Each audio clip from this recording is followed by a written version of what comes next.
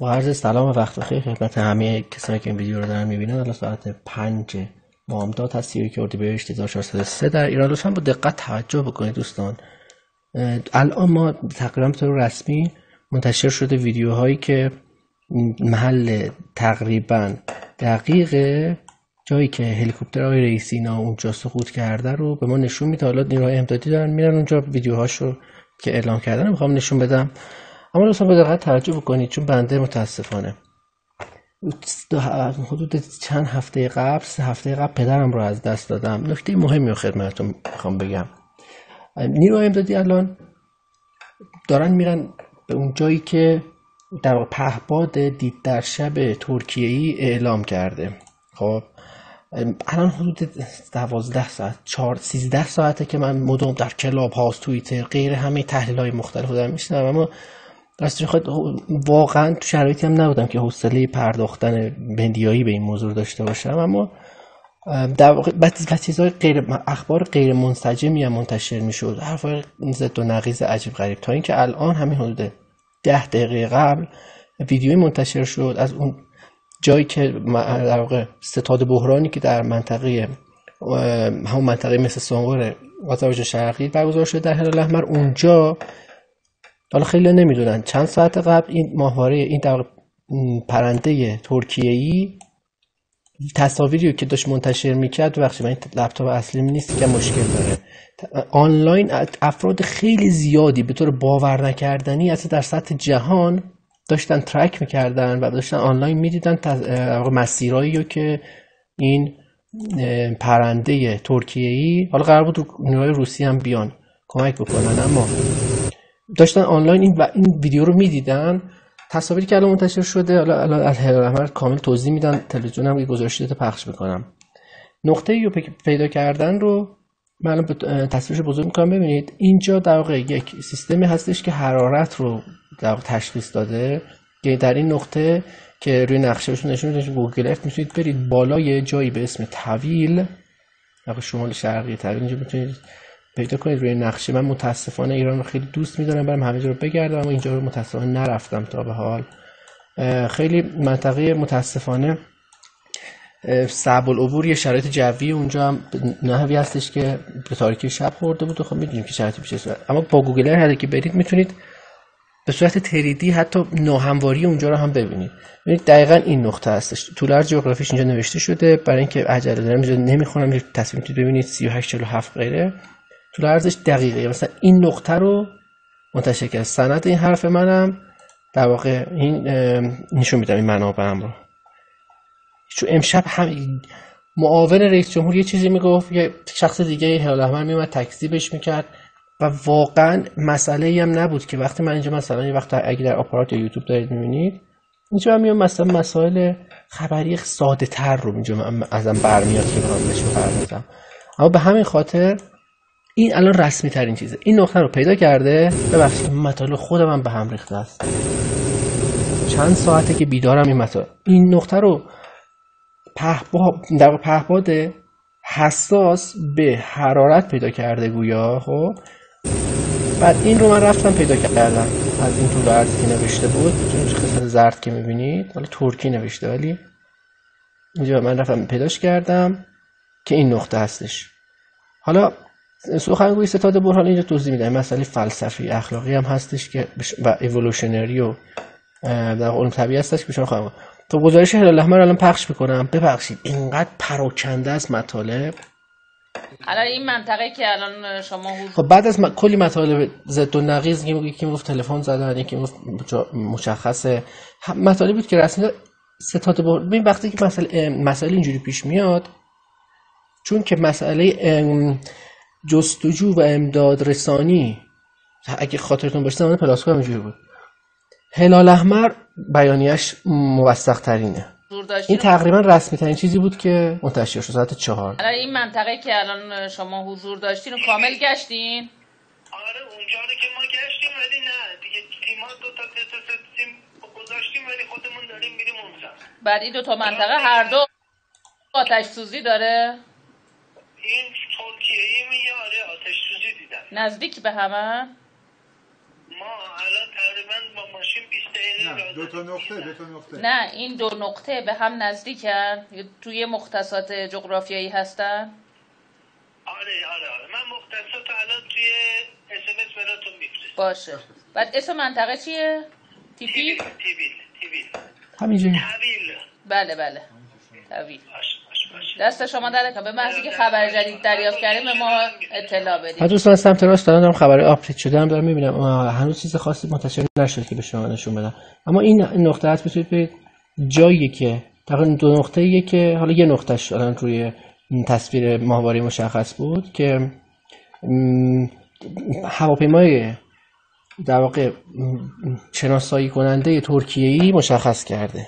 پس الان نیروی امدادی این تصویر هم داره نشون داده میشه که در حال اعزام هستن و این گزارش سیاسی من پخش بکنم، بعد نکته فلسفی رو میگم. بگم که آدمایی که بذار سیاسی رو ببینیم چی گفتن. بله، بسم الله الرحمن الرحیم. منم عرض سلام و صبح بخیر دارم خدمت شما و بینندگان عزیز. خب تقریبا حدود نیم ساعت پیش پهپاد ترکیه‌ای که در واقع به امکانات دید در شب، دوربین دید در شب مجهز هست، تصاویر رو به دست در واقع حالا فرماندهان عملیات امداد نجات ایرانی رساند. این تصاویر مورد ارزیابی قرار گرفته و به نظر میرسه تا حدودی مختصات محلی که برای بالگرد عامل رئیس جمهور و همراهانشون صانع رخ داده مشخص شده. نیروهای امداد نجات به محل اعزام شدن. پیش بینی میشه تا نیم ساعت دیگه این نیروها به اون محلی که در واقع پهپاد ترکیه‌ای مشخص کرده برسن و منتظر هستیم که خبرایی از این موضوع به دست ما برسه که انشالله برای شما مخابره بکنیم. آخرین خبرهایی که داریم همین، ضمن اینکه خب در جای دیگه هم که احتمال هست و به هر حال مختصاتی به دست آمده، عملیات امداد نجات همچنان ادامه داریم. خیلی ممنونم از اینکه آخر. خب الان در این لحظه هنوز نیروهای امدادی هنوز بیانیه جدیدی رو هلال منتشر نکرده. خب مطلبی که می‌خواستم بگم اینه که دوستان، فارغ از هر مسئله‌ای که ما ایرانی هستیم غیر ایرانی هستیم، چه نگرش سیاسی داریم یا نداریم، که من از نظر کلی دارم، من قطعا امیدوارم که در واقع این نیروهای امدادی در واقع خبر ناگواری رو برای ما نیارن. اما این لطفاً به این جمله من توجه کنید، فارغ از هر چیزی باید وقتی که به مسئله‌ای که مربوط به انسان ها میشه، وقتی که مسئله ناگوار پیش میاد، اینو در نظر بگیرید. در وقتی میگم انسان یعنی انسان ایرانی، انسان هر کشوری، هر نوع انسانی با هر نگرشی، چه باش مخالف باشیم چه موافق باشیم. ببینید میلیون ها سال اگه از زیست شناسا بپرسید بهتون خواهند گفت طول کشیده تا انسان در واقع این انسانی باشه که ما الان داریم. خب و تعدادمون هم همینیه که روی کره زمین هستیم. خب از دست دادن یک انسان خیلی هزینه بزرگیه برای ما انسان ها. از دست دادن هر یک انسانی هزینه چون که واقعا حتی همین دوره مثلا چند 10,000 سال گذشته که ما تونستیم در واقع با خط آشنا بشیم، بتونیم تعالیممون رو به نسل بعدی انتقال بدیم، مدت‌ها طول کشیده تا بتونیم به این شرایط برسیم. انسان‌ها جانشان از هر چیزی فارغ از این که ما اختلاف نظر که مسائل سیاسی و اینا نیست، مسائل جهانی رو دارم میگم. وقتی میگم هر انسان یعنی هر انسانی اهل هر جایی، جانش برای من محترمه. چرا که فارغ از این که ببین افرادی که در اونجا هستن،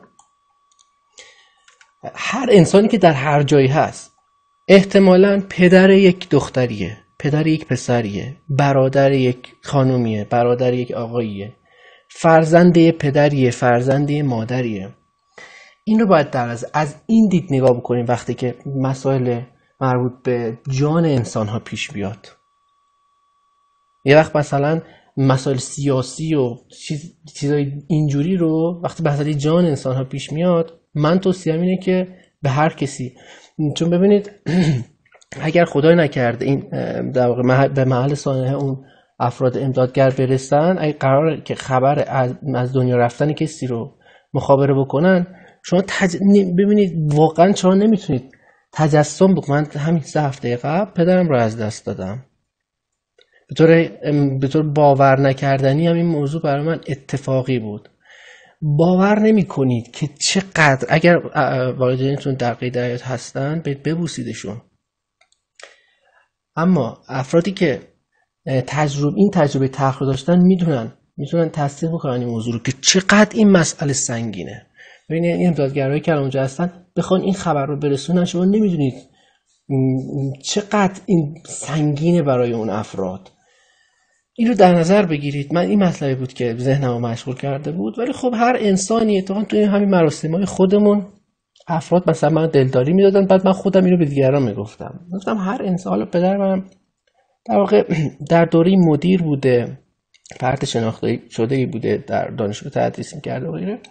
بهش به هم افراد گفتم که حالا پدرم چون فعالیت سیاسی داشته، در مسائل دولتی بوده دوره‌ای، به دیگران میگفتم که آقا این که چیزی نیست. در طول تاریخ هر کسی، هر انسانی یک روزی به دنیا میاد، یک روزی هم از دنیا میره. به یک نحوی هر انسانی از دنیا میره. تو تاریخ اسطوره ها و غیره ما نداشتیم که فردی که از دنیا نره. حالا اون فرد میتونه بخشدار جایی بوده باشه، فرماندار جایی بوده باشه، شاه بوده باشه، وزیر بوده باشه، حتی این جمله رو میگم رئیس جمهور بوده باشه، وکیل بوده باشه، هر کسی باشه، یک روز یک انسانی به دنیا میاد و یک روز از دنیا میره. و ما تو تعالیم دینیمون هم داریم. از این جهت که حداقل با اون که ما تکنولوژی الان بهش دسترسی داریم و یک اتفاق قطعی است و جزئی از یک مرحله از حیات ماست. خب این خیلی فلسفی نگاهش کنیم. یک استیجی از حیات ما، یک قسمتش اینه.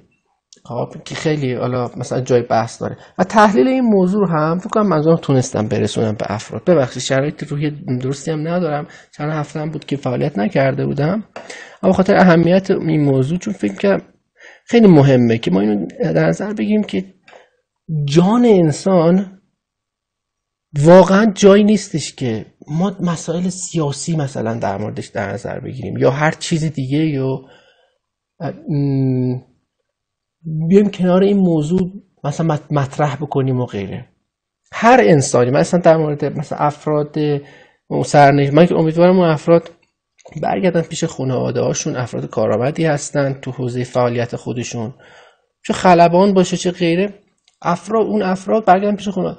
این که میگم انسان ها در مورد همه انسان ها دارم میگم، نه افراد سرنشین اونجا. هر کسی که مثلا پدر یک فردی رانندگی میکنه در جاده، الان مغازه‌شو باز کرده توی تهران، در یک کشور دیگه، در هر جای این کره زمین، تو تکرار میکنم در هر جای کره زمین، در مورد مجموعه انسان ها صحبت دارم. حالا شرایطی هست در مسائل جنگی و غیره که اونجا مثلا میشه مثلا موجه دونست که مثلا یک اتفاقی اگر بیفته برای خیر بهتر، مثلا در جبهه جنگ مثلا یک فرمانده یک تصمیم میگیره و غیره، اون بحثش جداست.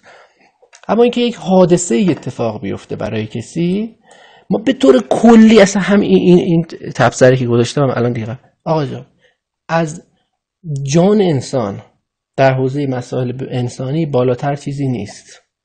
من خودم همینطور مثلا که این موضوع ویدیو تموم شد، کسایی که ما خبر رو ببینن همین دوتا ویدیو بود توی مراسم‌های خودمون. کسایی که من حتی باهاشون خیلی اختلاف نظرهای خیلی خاصی داشتم در زندگی، تماس گرفتن، در مراسم ها اومدن تسلیت گفتن.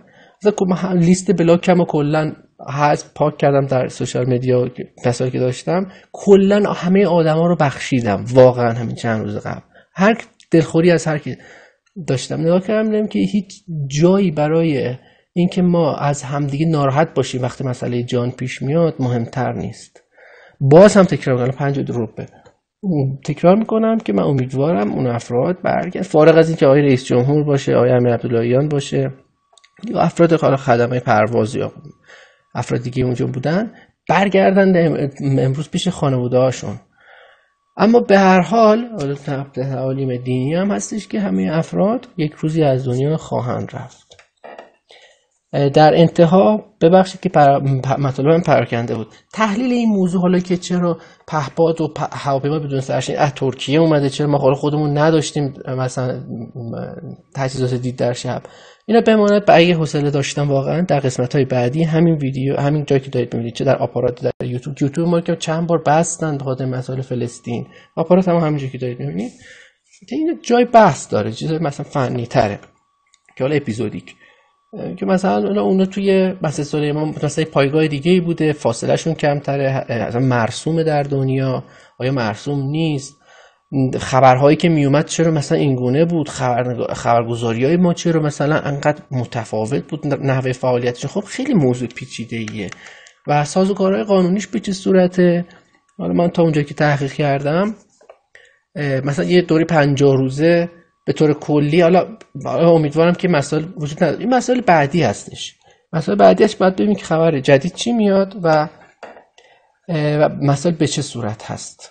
اگه دارید میبینید اینو خواستم بگم، در اپیزودهای بعدی اگر امکانش برای من بود، از نظر اینکه ما در شرایط مطلوبی بودم، 14 ساعته که من یه گوشم در کلاب هاوس، در گوشم در توییتره، ببینم که مجموع اتفاقات جهانی که داره میفته حول این موضوع به چه صورته.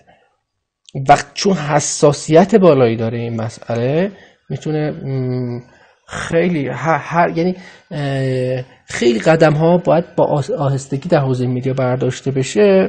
در این حوزه من ویدیو نساختم، اما اگر نکته بود که احساس کردم که لازم هست در موردش مطلبی رو به اینجا اضافه بکنم، تصویری، مطلبی، خبری یا غیره، در همین جایی که دارید میبینید قسمت‌های بعدی ویدیوهاش رو ضبط میکنم و منتشر میکنم.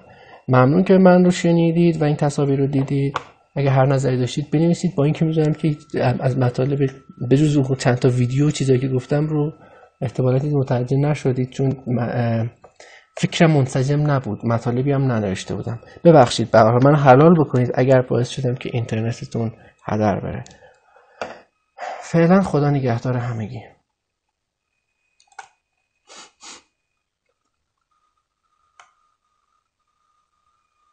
لپتاپم قدیمیه، لپتاپ اصلی همراهم نیست، نمیدونم چجوری متوقف بکنم. ببخشید واقعا.